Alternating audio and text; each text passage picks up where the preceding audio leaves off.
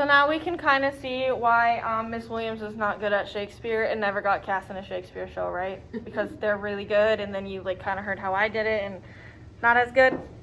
You guys can make fun of me here. I was not good. He was good. Okay, so what is the central idea or the overall argument of Brutus's speech? And what are some claims that he makes? What do you guys think? Alyssa. He's trying to persuade people to think that what he did, like the crime that he did, was okay because it was for them. Exactly. Yeah. And then what are some of the claims he makes to like try and support him with that? Yeah, Landon. He says that he loves Rome more than Caesar did. Yeah, he's like doing this for Rome. Yeah, Tom. Like, he says that they would all like die as slaves if Caesar was still alive. Yeah, exactly. So he makes some pretty big claims, right? So now let's see someone else's perspective. We're going to read Mark Antony's speech, but I'm not a very good Shakespeare actor, so I think someone else has to read this one. Zainab, thank you. Friends, Romans, countrymen, lend me your ears. I come to praise Caesar, not to praise him. The evil let men do lies after them. The good is oft incurred with their bones. So let it be with Caesar. The noble Brutus hath told you Caesar was ambitious. If it were so, it was a grievous fault, and grievously hath Caesar answered it. Here under leave of Brutus and the law. For Brutus is an honorable man. So are they all honorable men? Come I to speak in Caesar's funeral. He was my friend, faithful and just to me. But Brutus says he was ambitious, and Brutus is an honorable man. He hath brought many captives home to Rome, whose ransom did the general coffers fill. Did this in Caesar seem ambitious? When that the court of pride Caesar hath what? Ambition should be made of sterner stuff. Yet Brutus says he was ambitious, and Brutus is an honorable man. You all did see that on the Lutheran Council. I thrice presented him a kingly crown, which he did thrice refuse was this ambition. Yet Brutus says he was ambitious, and sure he is an honorable man. I speak not to disapprove what Brutus spoke, but here I am to speak what I do know. You all did love him once, not without cause. What cause withholds you then to mourn for him? O judgment, thou art fled to brutish deeds, and men have lost their reason. Bear with me, my heart is in the house, and bear with Caesar, and I have paused till it come back to me. Thank you. That was wonderful. You did it way better than I would have. So I'm going to give you guys about 2 to 3 minutes to find what the essential idea or the overall argument of Antony's speech was, some claims that he made, and what does Antony, how does Antony use repetition to support his claims? Be prepared that I will be calling on people. So go ahead and start writing that down, please. It's on it's 12 through 14 on your note taker.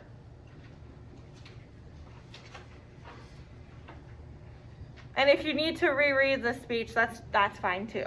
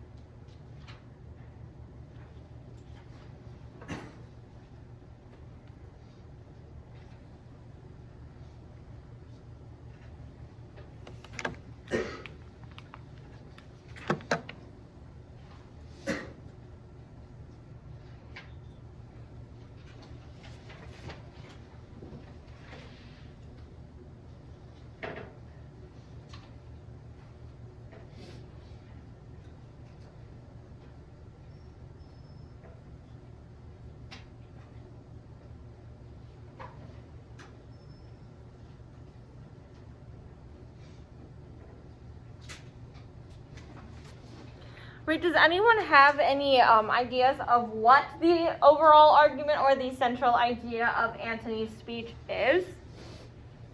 Yeah, Dom. He's like trying to prove Brutus' like kind of ambition wrong. Yeah. Okay. He said like he was talking about how he refused to accept the crown 3 times and how proud about the 4 people and how that isn't like ambitious and beautiful. Yeah. Does anyone have anything else they want to add to that?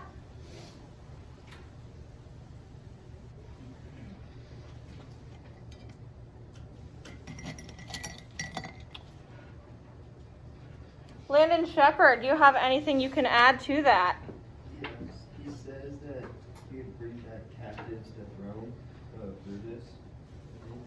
Yeah. Yeah, he would bring the captives home to Rome. Yeah. Anyone have anything else to add before I add anything? No? Okay. So kind of how what I'm thinking here is Antony is like talking about how Caesar did all these like really great things, right? But Brutus is kind of like discrediting him and being like, yeah, he's not good. He's not a good person. He doesn't, he's like kind of not being nice to Caesar, right? Yeah. Do we think Caesar was a good guy or do we think he was a bad guy? Both? Yeah, no, that's fair. What about Brutus? What are we thinking about Brutus? He's selfish. He's selfish. Yeah, a little bit.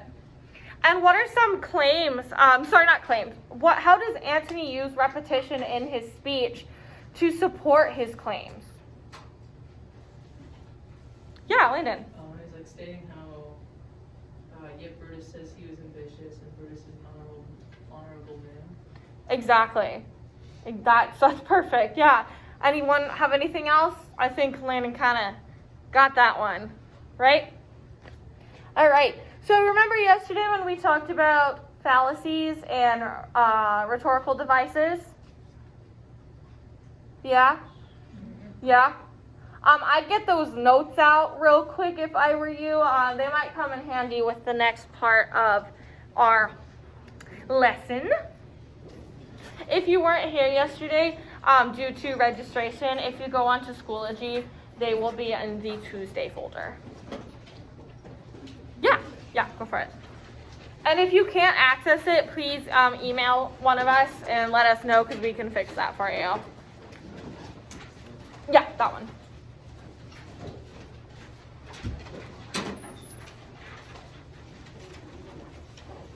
So, let's talk about fallacy when it comes to Brutus. So Brutus fails to give them a logical and just reason for his action, and Brutus uses logical fallacy when he's talking, right? So, had you rather Caesar were living and die all slaves than that Caesar were dead to live all free men? What type of fallacy does he use here? Remember the list of 7 that we gave you? That's on that note taker. I would look at those and see which one you think fits best for this.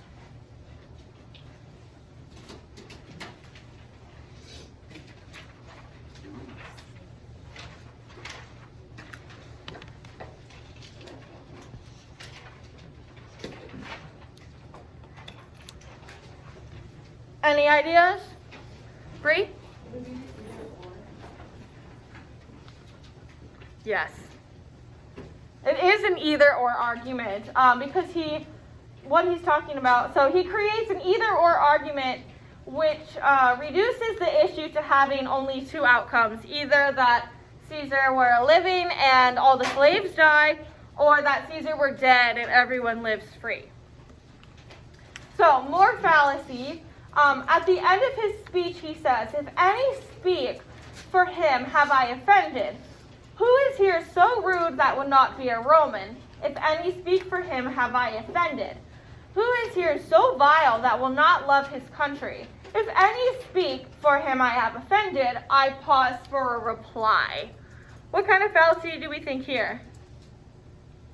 Is your hand up, Dom? If it's not, it's okay. Yeah. Yeah. I said, ad hominem, because he's like attacking them before he's asking the question, he's like attacking them before they can answer. That's really good. What else? That's like, I don't remember what the right answer was. So we'll take a look. I really like John's answer. So we said it was circular reasoning because he keeps talking around the same point. But I really think that you made a really great argument on why that fallacy would work here. I definitely 100% agree. J-Mill and I like locked eye contact and we're like, that's great. Like, good job, Dom. Very proud of you. But why we said it was circular reasoning here is because he keeps circling back to the same thing over and over again. How much time do we have left? Does anyone know? Like in class, like how much time do we have left? 10:04. This is where I stopped with first period. Keep going? Okay, just checking. So let's talk more rhetoric. So question, looking back at Brutus's speech, do you think he is successful in persuading the plebeians or the commoners of Rome to believe him? Yes or no? I mean, okay, the answer came up. Yes or no? What do we think? Yeah? How many No? think yes? Who thinks yes? Raise your hand for yes. And why? Yeah, why do you say yes?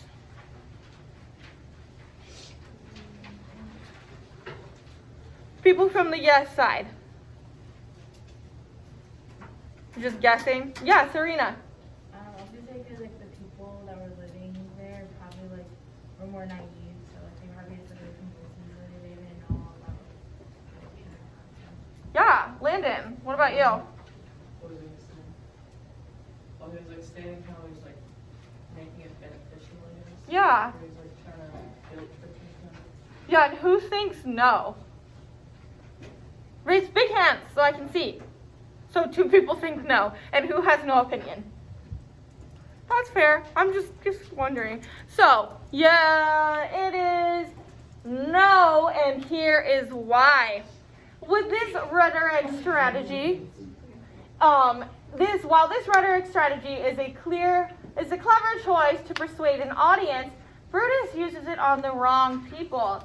As discussed before, the populace has already aligned themselves with Caesar, and they might have thought that crowning him was in the best interest of Rome.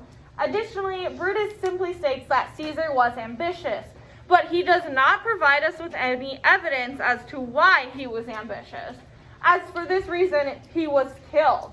On the surface, it appears that the commoners accept this as a sufficient reasoning, with lines such as, "Live, Brutus, live!" and Caesar's better part shall be crowned in Brutus. However, they have not been given any evidence to support the claim, and these responses are based solely on Brutus's questionable rhetoric strategy. Does that make sense? Yes?